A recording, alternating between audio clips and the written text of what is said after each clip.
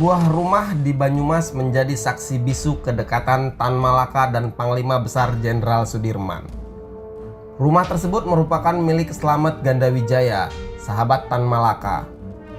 Slamet Gandawijaya merupakan seorang pengusaha sekaligus orang penting tokoh Murba, partai besutan Tan Malaka itu. Gandawijaya menjadi penyandang terbesar di partai Murba. Tan Malaka sudah lama kenal dengan Gandawijaya.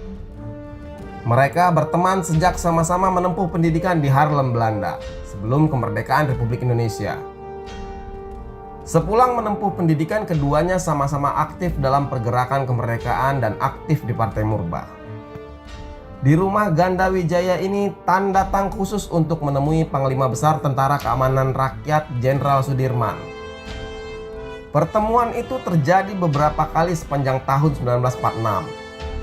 Saat itu, Tan Malaka dan Jenderal Sudirman berdiskusi untuk mempersiapkan Kongres Persatuan Perjuangan di Purwokerto pada awal tahun 1946. Purwokerto dianggap merupakan basis kuat para pemuda radikal.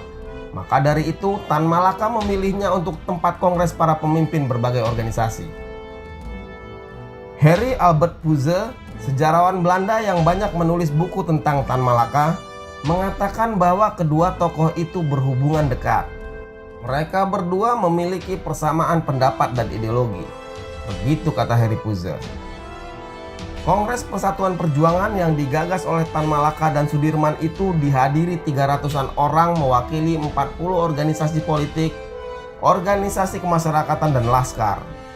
Di antara yang hadir adalah pimpinan pusat Partai Sosialis, Partai Komunis Indonesia, Serindo, Masumi, Partai Buruh Indonesia, Partai Revolusioner Indonesia, organisasi-organisasi pemuda dan pejuang Pasindo, Barisan Pemberontak Rakyat Indonesia, Badan Kongres Pemuda Republik Indonesia, Hizbullah, dan Gerakan Pemuda Islam Indonesia.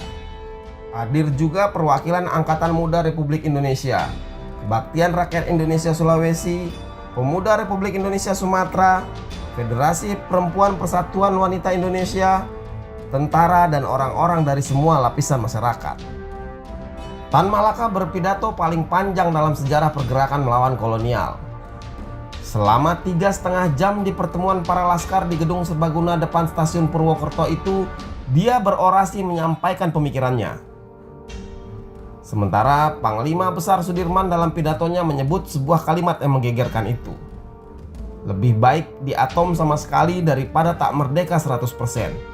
Begitu pidato Sudirman seperti dikutip Ruslan Abdul Ghani dari Kedaulatan Rakyat di buku Sudirman, Tan Malaka, dan Persatuan Perjuangan. Dalam kongres ini, Tan Malaka dan Sudirman menegaskan posisi mereka yang menuntut merdeka 100% dan menolak negosiasi dan diplomasi yang merugikan bangsa Indonesia. Mereka berdua memiliki kesamaan visi atas kemerdekaan Indonesia. Tan dan Sudirman menentang jalan diplomasi pemerintahan Sultan Syahrir. Bagi mereka, kemerdekaan harus 100% dan berunding berarti kemerdekaan kurang dari 100%. Ada Malik dalam buku Mengabdi Republik Jilid 2 Angkatan 45 bahkan menyebut Tan dan Sudirman layaknya Dwi Tunggal. Ia menyamakan juga seperti Soekarno-Hatta dan Sultan Syahrir Amir Sarifuddin. Ada Malik menilai Tan dan Sudirman memiliki urat dan akar di kalangan pemuda radikal, anggota pasukan pembela tanah air, dan para bekas Romusa. Pada kongres kedua yang berlangsung pada 15-16 Januari 1946 di bekas gedung Balai Agung Solo, perhatian rakyat semakin besar. Hal ini dibuktikan dengan kedatangan utusan-utusan dari berbagai organisasi yang berjumlah kurang lebih 500 orang mewakili 141 organisasi. Pada 17 Februari 1946, di usia setengah tahun Republik Indonesia, Persatuan Perjuangan melakukan aksi massa dengan gelombang demonstrasi di mana-mana. Semua organisasi yang tergabung di dalamnya diimbau untuk melakukan aksi massa dengan 5 poin tuntutan.